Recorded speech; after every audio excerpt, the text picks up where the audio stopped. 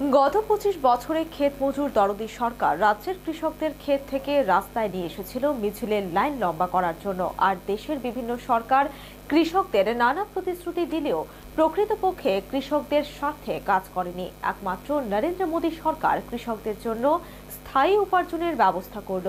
রবিবার আগরতলা রবীন্দ্র শতবার্ষিকী ভবনে প্রধানমন্ত্রী কিষাণ সম্মান নিধি প্রকল্পের রাজ্যভিত্তিক অনুষ্ঠানের উদ্বোধনী পর্বে বক্তব্য রাখতে গিয়ে এই কথাগুলি বলেছেন মুখ্যমন্ত্রী বিপ্লব কুমার দেব।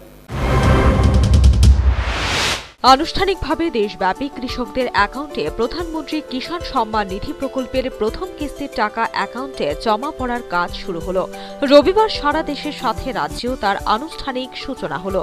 মূল অনুষ্ঠানটি হয় আগরতলা রবীন্দ্র শতবার্ষিকী ভবনে। উপস্থিত ছিলেন রাজ্যের মুখ্যমন্ত্রী Biplab Kumar Deb.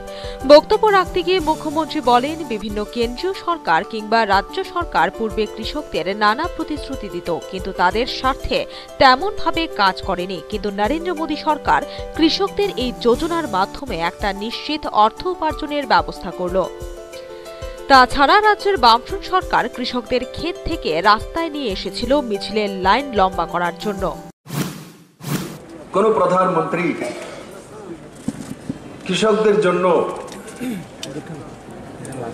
Direct বেনিফিটের direct permanent কোন ইনকামের ব্যবস্থা করেছেন। যেমন সরকারি চাকরি যারা করে, লোভ লালসা দিয়ে কৃষকদেরকে ক্রমাগত বঞ্চিত করে আসছে।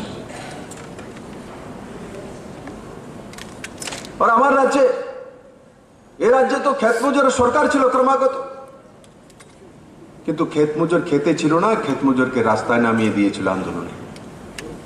নরেন্দ্র ভাই মোদী বলছে ক্ষেত মজুর যারা কৃষক তারা খেতে যেতে হবে। তাছাড়াও এই প্রকল্পের উদ্বোধনী পর্বে উপস্থিত ছিলেন কৃষিমন্ত্রী প্রণজিৎ সিংহ রায় সহ অন্যান্য কৃষি আধিকারিকরা। Bureau report, news vanguard.